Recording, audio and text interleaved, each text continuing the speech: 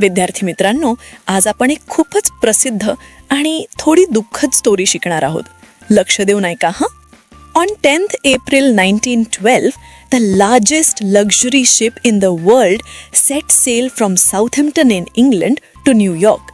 She was called the Titanic. मित्रांनो, इथे largest म्हणजे सर्वात मोठी. लक्झरी हा शब्द आहे, त्याचा उच्चार लक्झरी असा करायचा आणि त्याचा अर्थ आलिशान, खूप आरामदायी. म्हणजे ही साधी शिप नव्हती, खूप श्रीमंत लोकांसाठी असलेली मोठी सुंदर जहाज होती. सेट सेल म्हणजे प्रवास सुरू करणे. साऊथहॅम्प्टन हे इंग्लंडमधील एक बंदर आहे. हे शिप इंग्लंडमधून न्यूयॉर्ककडे निघाले.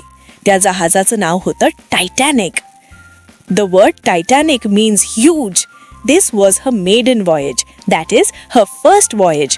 She set out to cross the Atlantic Ocean and she carried more than 2,000 passengers. The Titanic was like a floating town.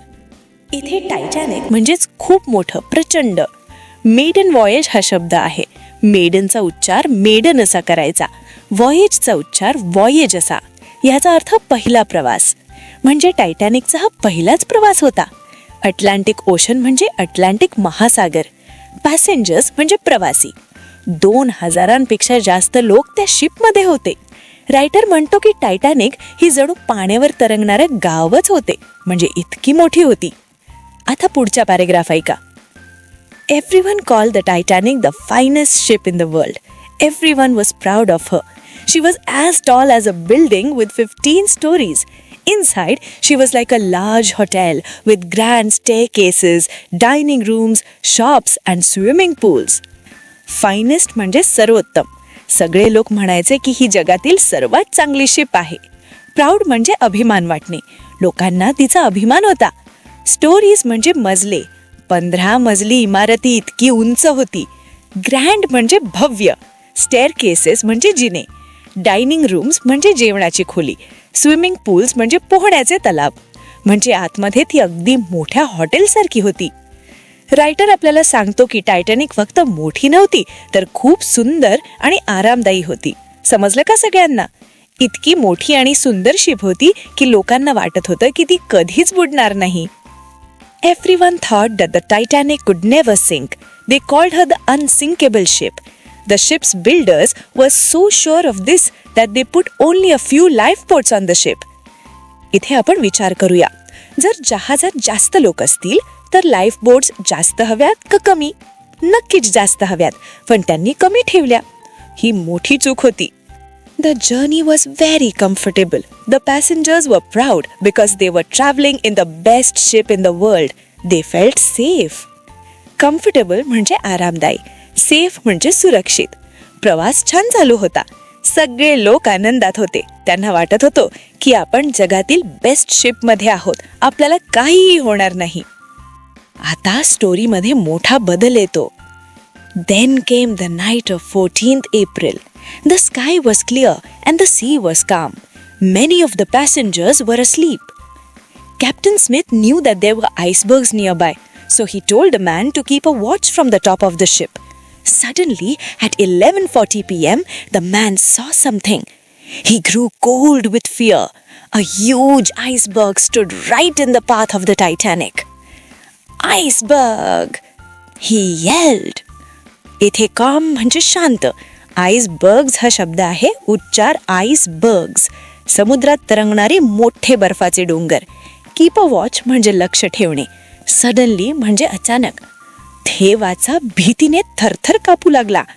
Path म्हणजे मार्ग. येल्ड म्हणजे मोठ्याने ओरडला. त्या माणसाला अचानक समोर मोठा बर्फाचा डोंगर दिसला आणि तो जोरात ओरडला, आईसबर्ग! इथे क्वेश्चन बघूया. आईसबर्ग दिसला तेव्हा किती वाजले होते? आन्सर आहे 11:40 p.m.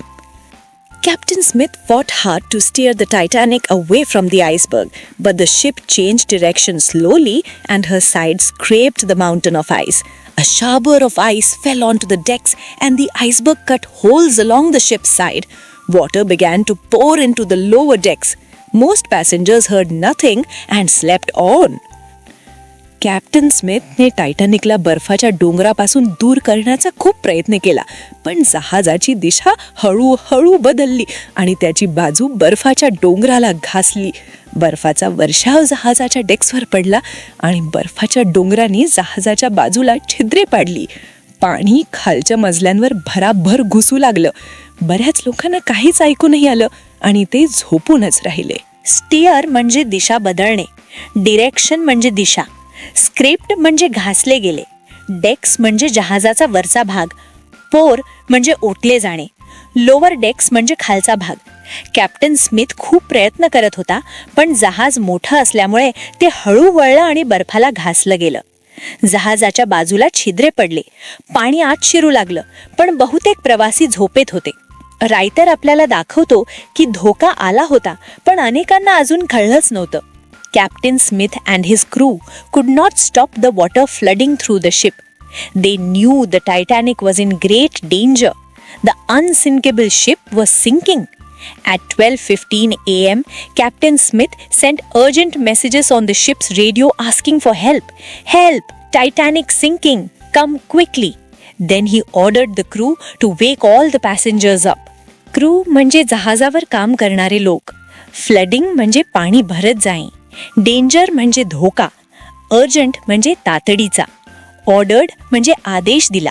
कॅप्टन स्मिथने रेडिओवरून मदतीचा संदेश पाठवला. तो ओरडला, "हेल्प! Titanic sinking!" म्हणजे टायटॅनिक बुडत आहे, लवकर या. मग त्याने सगळ्या प्रवाशांना उठवायला सांगितले. इथे थोडा विचार करा. ज्याला अनसिंकेबल म्हणत होते तीच शिप आता बुडत होती.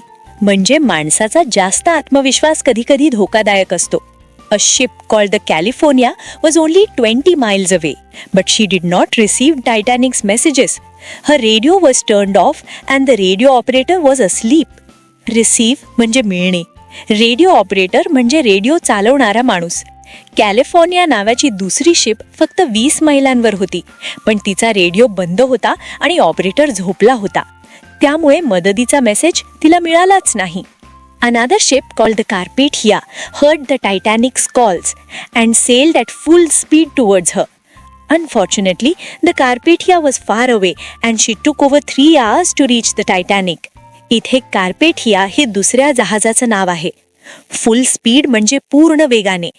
इथे अनफॉर्च्युनेटली हा शब्द आहे. त्याचा उच्चार अनफॉर्च्युनेटली असा करायचा आणि त्याचा अर्थ दुर्दैवाने. कार्पेथियाने टायटॅनिकचा मदतीचा आवाज ऐकला आणि ती जोरात तिच्याकडे निघाली, पण ती खूप लांब होती. ओव्हर 3 hours म्हणजे 3 तासांपेक्षा जास्त वेळ लागला. म्हणजे मदत येत होती, पण खूप उशीर होत होता. Meanwhile, the Titanic was sinking rapidly. The crew lowered the lifeboats into the sea, but there was only enough space in the boats for a few hundred passengers. The Titanic had more than 2,000 people on board. The ship began to tilt into the sea. People began to jump from the decks into the ice-cold water. Meanwhile म्हणजे त्या दरम्यान. Rapidly म्हणजे वेगाने. Lowered म्हणजे खाली सोडल्या. Tilt म्हणजे एका बाजूला झुकणे. आईस कोल्ड म्हणजे खूपच थंड. टायटॅनिक वेगाने बुडत होती. क्रूने लाईफ बोट समुद्रात सोडल्या, पण त्या बोटीत फक्त काहीशे लोकांसाठीच जागा होती. जहाजात 2,000पेक्षा जास्त लोक होते. जहाज समुद्रात झुकू लागलं. काही लोक भीतीने वरच्या टेकवरून थेट बर्फासारख्या थंड पाण्यात उड्या मारू लागले. इथे थोडा विचार करा. लाईफ बोट्समध्ये सगळ्या लोकांसाठी जागा होती का? नाही, फक्त काहीशा लोकांसाठीच जागा होती. With its lights still shining, the Titanic stood upright for a few minutes. Then at 2:20 a.m. on 15th April, she vanished into the sea. About 1,500 people drowned. Captain Smith and most of his crew went down with the ship. Upright म्हणजे सरळ उभे राहणे. Vanished म्हणजे नाहीही झाली. Drowned म्हणजे पाण्यात बुडून मरणे. टायटॅनिकचे दिवे अजूनही चालू होते. काही मिनिटे ती सरळ उभी होती, पण 15 एप्रिल रोजी पहाटे 2:20 वाजता ती पूर्णपणे समुद्रात नाहीशी झाली. सुमारे 1,500 लोक बुडून मरण पावले. कॅप्टन स्मिथ आणि त्याचे बरेच क्रू सदस्य जहाजाबरोबरच बुडाले. विद्यार्थी मित्रांनो, हा खूप दुःखद क्षण होता.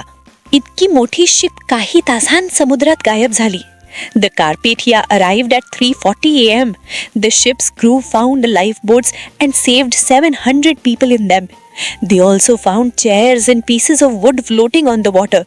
But almost all of the people in the water had drowned or died of cold. The Carpathia was too late to save them.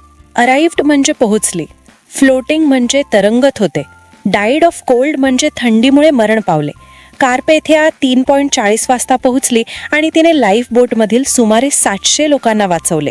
पाण्यावर खुर्च्या आणि लाकडाचे तुकडे तरंगत होते, पण जे लोक थेट पाण्यात होते ते बहुतेक बुडाले किंवा थंडीमुळे मरण पावले. कार्पेथिया खूप उशिरा पोहोचली. इथे विचार करा, जर लाईफ बोट्स पुरेशा असत्या तर जास्त लोक वाचले असते का? नक्कीच हो. The sinking of the Titanic made people think harder about the safety of passengers on ships. They asked why ships carry such few lifeboats and why they turn off their radios. In 1913, it was decided that all ships must have enough room in their lifeboats to carry everyone on board. It was also decided that ships must keep their radios working every hour of the day and night. Safety म्हणजे decided म्हणजे ठरवले, on board म्हणजे जहाजावर असलेले लोक. Titanic बुडाल्यानंतर लोकांनी गंभीरपणे विचार केला, जहाजांवर इतक्या कमी लाईफ बोट्स का असतात? रेडिओज का बंद ठेवतात? 1913 मध्ये नियम बनवले गेले की प्रत्येक जहाजावर सगळ्यांसाठी पुरेशा लाईफ बोट्स असल्या पाहिजेत आणि रेडिओ दिवस रात्र चालू ठेवला पाहिजे. म्हणजे या दुर्घटनेमुळे नवीन सेफ्टी रूल्स तयार झाले. ही मोठी शिकवण होती. In 1985, scientists sent a submarine to look for the wreck of the Titanic. They found the ship lying in two pieces on the ocean floor at a depth of around 4,000 meters. Later, they took photographs of the wreck and brought small parts of it to the surface of the water. Scientists म्हणजे शास्त्रज्ञ, submarine म्हणजे पाणबुडी, rake म्हणजे बुडालेल्या जहाजाचे अवशेष, depth म्हणजे खोली, surface म्हणजे पाण्याचा वरचा भाग. 1985 मध्ये शास्त्रज्ञांनी पाणबुडी पाठवली. त्यांना टायटॅनिकचे तुकडे समुद्राच्या तळाशी सुमारे 4,000 मीटर खोलीवर सापडले. त्यांनी फोटो काढले आणि काही छोटे तुकडे वर आणले.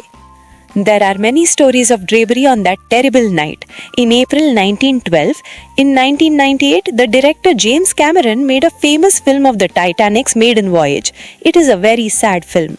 Almost everyone who sees the film leaves the cinema in tears. Bravery म्हणजे शौर्य, टेरिबल म्हणजे भयानक, डिरेक्टर म्हणजे दिग्दर्शक, सिनेमा म्हणजे चित्रपटगृह, इन टीयर्स म्हणजे डोळ्यात पाणी येणे. त्या रात्री अनेक लोकांनी शौर्य दाखवले. 1998 मध्ये जेम्स कॅमेरन यांनी टायटॅनिकवर एक प्रसिद्ध फिल्म बनवली. तो खूप दुःखी चित्रपट आहे. जो कोणी तो पाहतो त्याच्या डोळ्यात पाणी येते. व्हिडिओ आवडला असेल तर लाईक या बटनावर क्लिक करा, चॅनलला सबस्क्राईब करा आणि तुमच्या मित्रमैत्रिणीला हा व्हिडिओ शेअर करा. कॉमेंट बॉक्समध्ये तुमचे नाव व गावाचे नाव कॉमेंट करा.